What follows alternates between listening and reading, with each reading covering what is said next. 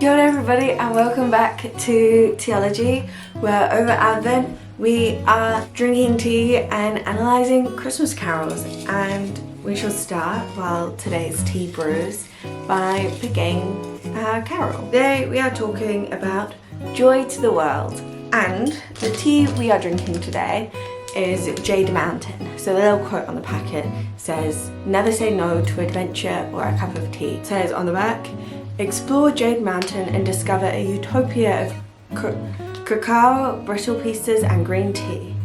The ascent may be steep, but the hint of chocolate and sweet hazelnut praline is totally worth it." And it has in it a lot of things. Genmai cha, which is green tea and roasted rice, which is 50% is green tea.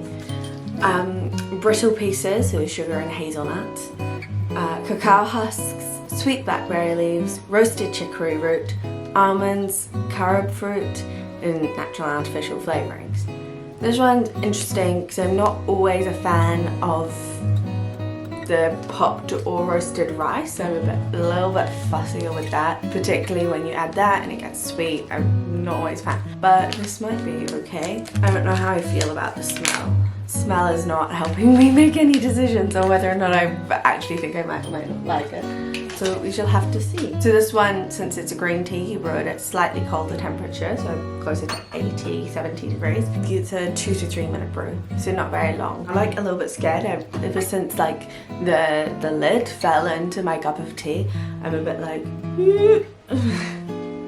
when I hear the lid of the teapot like clunk forward. It's like a slightly nicer version of Singapore breakfast because it doesn't have a lot of an aftertaste, but there's still something slightly off about it. Like I'm not a fan. I just prefer it to the Singapore breakfast one, which is one of the other teas that had popped rice. But that was a black tea with puffed roasted rice, where this is a green tea, so it's slightly different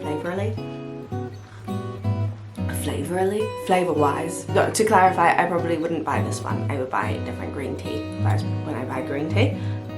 But I do like Genmai cha, so I like just green tea and the puffed rice, like roasted rice. But I don't always like the other stuff with it. I like the purity. So, Joy to the World. So I gave it a 2 for biblical accuracy because it gives us some stuff, but it doesn't give us a lot, because the focus of the song isn't on the Christmas story. I'm not saying every song has to be, but I'm just saying it doesn't have that element to it. It loses out in the accuracy to the biblical story simply because that's not really what the song is focusing on. However, it gets a 4 for theology because it professes a lot of different truths that are present in the biblical story, but also throughout the whole Bible to Jesus' character, that are going, it is more than just joy to the world because there's a baby. That like it is because our Saviour reigns, it is because there is a newly made king. And so this is how we respond with joy. Like everything is worshipping, heaven and nature are worshipping because there is a new king. A 4 there and a 2 there. So it kind of balances out. This is a song that I would describe as a lot more professing certain theological ideas as opposed to expressing the accurate and true biblical story. So, and then for pastoral ministry, I gave it a 3, so kind of sitting in between the other two, because it starts a lot of conversations, it has the ability, it's not doing a lot in that space, but it's kind of exactly where I would hope it would sit. It's not exceeding my expectations and it's not disappointing my expectations. So it gets a 3 because 3 is kind of a middle mark. For musicality, it gets a 4. This song is so much fun to sing. It's so triumphant and upbeat and joyful, which really to me feels like a lot about what Christmas is about. It is a joyful song to sing, which is great because it's joy to the world. If it was a really sad song, then it would not make sense. And also it doesn't become a dirge because it's upbeat, because like you shout it when you sing it, sort of thing.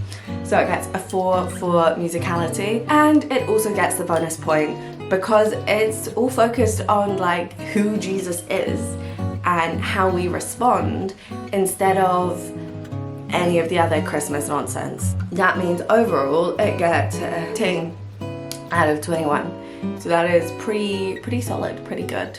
So I will see you all tomorrow with a new tea and a new Christmas carol. Thank you for watching. Bye!